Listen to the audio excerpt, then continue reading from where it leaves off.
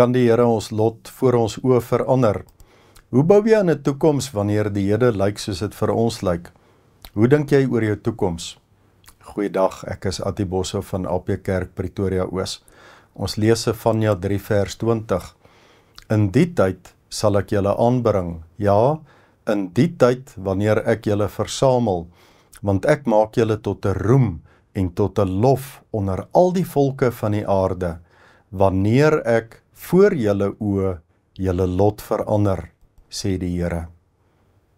Hoe gaan jy bly staan, geestelik, moreel, in 'n wêreld wat jou gaan toets? Dink jy soms ook aan 2065 of dink jy net aan 2026? Sefanja tree op in 'n slegte tyd. Jerusalem word beskryf as opstandig, besoedeld en verdrukkend. Sy het haar uniekheid as volk van God prysgegee. Hulle het God, sy wet, sy verbond vergeet. Hulle het gemaak en gelyk soos die heidene om hulle. Klink dit nie vir jou bekend nie? Haar leiers is hopeloos. Die siviele en godsdienstige leiers is pateties en sondig. Die ergste is dat die profete ligsinnig is en die priesters verkragt die wet. Klink dit nie bekend nie? Maar daar is iets wat hoop gee. Die verbondsgod is in Jerusalem. In kontras met Juda en Jerusalem is God regverdig. Elke môre laat hy sy reg aan die lig kom, sê Sefanja 3 vers 5. Die Here doen wat mense nie kan doen nie. Hy doen dit vir mense wat dit nie kan doen nie. Klink dit nie omtrent soos die rede waarom Christus na die wêreld toe gekom het nie? Om die lewe te leef wat ons moet, maar nie kan nie? Sefanja sê hierdie God straf sonde.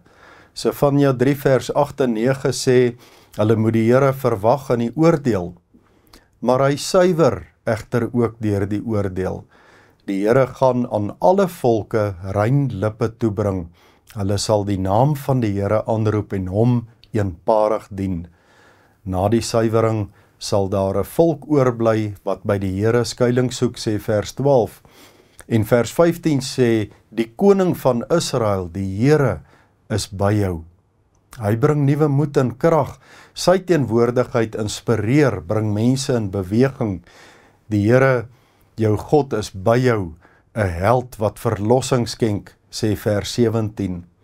Is Christus vir jou die held wat red? Ken jy hom? Werk jy saam met die held wat verlossing skenk? Is jy deel van hierdie held se leermag? Die Here se verlossing bring die verandering. Hy maak hulle tot 'n lof en tot 'n roem in die plek van die skande wat om hulle gehang het. Hy verander die lot van sy kinders voor hulle oë. Hulle sal sien hoe mense die Here weer dien. Hoe gebeur dit? Kan ons dit ook verwag?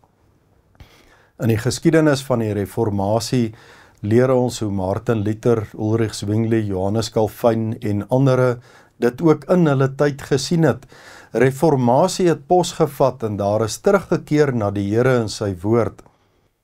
In ons tyd het Charlie Kirk dit ook in die kort 31 jaar van sy lewe gesien. Hy het as 'n tiener met passie vir die Here begin leef en ons weet wat die invloed is wat hy gehad het. Ons kan dit ook sien in die effek wat ons uitleef, in die invloed wat ons uitoefen in die kerk en in gemeenskap. Mag ons so leef en dit wel beleef, dat die Here ook ons lot voor ons oë sal verander. Kom ons bid. Here, maak U ons nuut, sodat ons nuut kan leef. Verander ons lot voor ons oë, deur U genade. Amen. 'n geseënde dag vir u elkeen.